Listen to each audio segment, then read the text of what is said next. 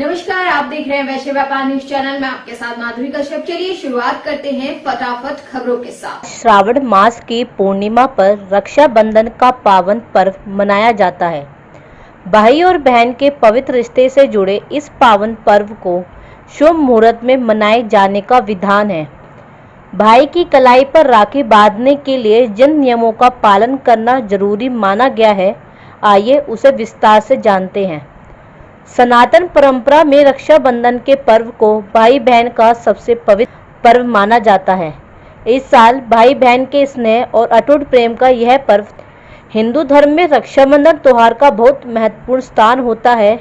इस दिन सभी बहनें अपने भाई की कलाई पर राखी बांधकर उनकी लंबी आयु और सुखी जीवन की कामना करती हैं।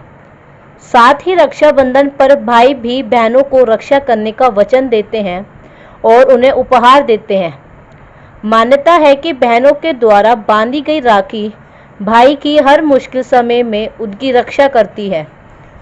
रक्षाबंधन के दिन सभी बहनें भगवान से अपने भाइयों दीर्घ आयु और संपन्न जीवन के लिए प्रार्थना करती हैं।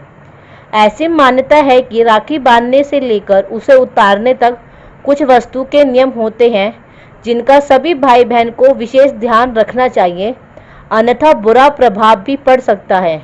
इसलिए रक्षाबंधन के पर्व पर क्या करना चाहिए और क्या नहीं, यह जानना आपके लिए बेहद आवश्यक है। रक्षाबंधन के दिन सबसे पहले बहनें राखी की पूजा करती हैं और फिर अपने भाइयों को राखी बांधनी चाहिए। हिंदू धर्म में ऐसी मान्यता है कि इस दिन घर की साफ सफाई करनी चाहिए, जिससे माता लक्ष्मी प्रसन्न होती हैं। तत्पश्चात घर की सभी महिलाएं एक दूसरे को भी राखी बांधती हैं। रक्षाबंधन का वैदिक स्वरूप यही माना जाता है कि इस दिन सभी बहनें अपने भाइयों को रक्षा सूत्र बांधकर उनकी रक्षा का भार सौंपती हैं। इस साल रक्षाबंधन पर भद्रा का साया है। पंचांग के अनुसार विशिष्ट करण ही भद्रा कहलाती है। किसी भी मास के कृष्ण पक्ष में भद्रा को वृश्चिक और शुक्ल भद्रा को सपर्णी कहा जाता है, क्योंकि बिच्छू की पूंछ और सांप के मुंह में जहर होता है। ऐसे में इन दोनों में ही शादी, मुंडन, गृह प्रवेश जैसे शुभ कार्य और रक्षाबंधन जैसे पर्व नहीं मनाए जाते।